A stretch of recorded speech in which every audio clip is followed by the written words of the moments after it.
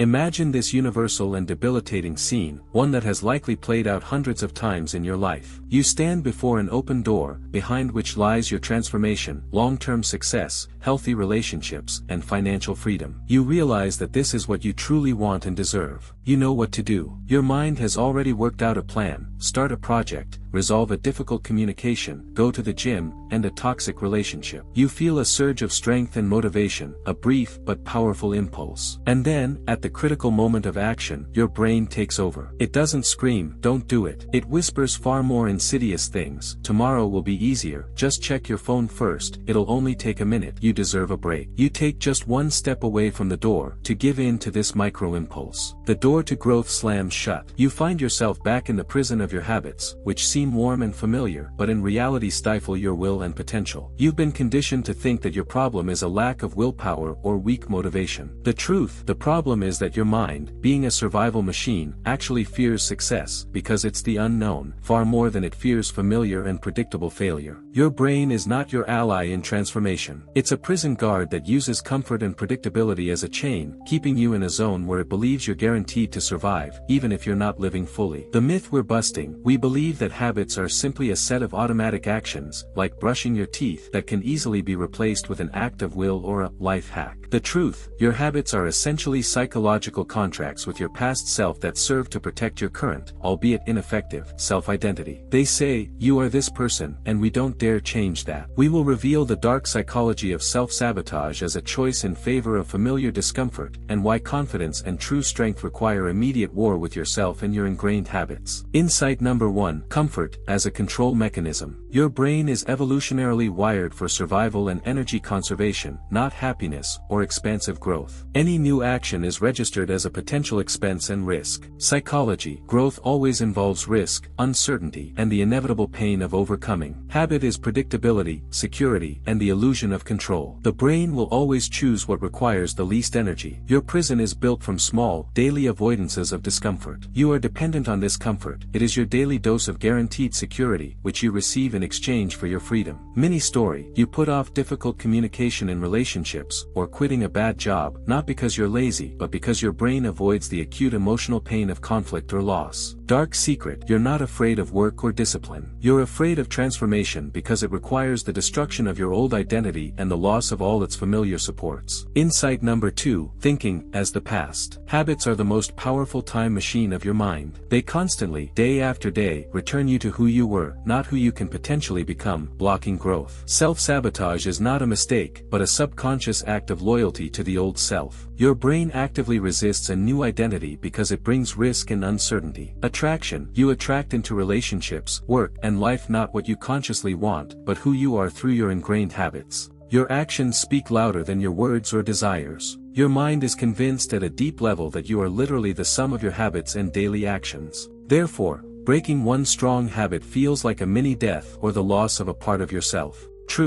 True power and transformation are severing this connection to your past self. It's a conscious and painful murder of the version of yourself that led you to this prison. Your emotions are guards that protect old, familiar, albeit ineffective, habits from change, using anxiety and laziness as weapons. Insight number 3: the price of zero risk. The habit of inaction gives you the illusion of zero risk. Your brain reasons: if you do nothing, if you don't start, you won't lose or experience rejection or failure. Psychology: this is a dark, passive belief that it's better to change nothing and remain stuck in stagnation than to fail and experience pain that could challenge your self-identity. Mindset shift: you must understand that doing nothing is not the absence of risk. It is the biggest risk. This is a guaranteed and inevitable failure in the future, where you'll remain the same, but with a sense of lost time. Focus on action, don't try to change a large-scale outcome.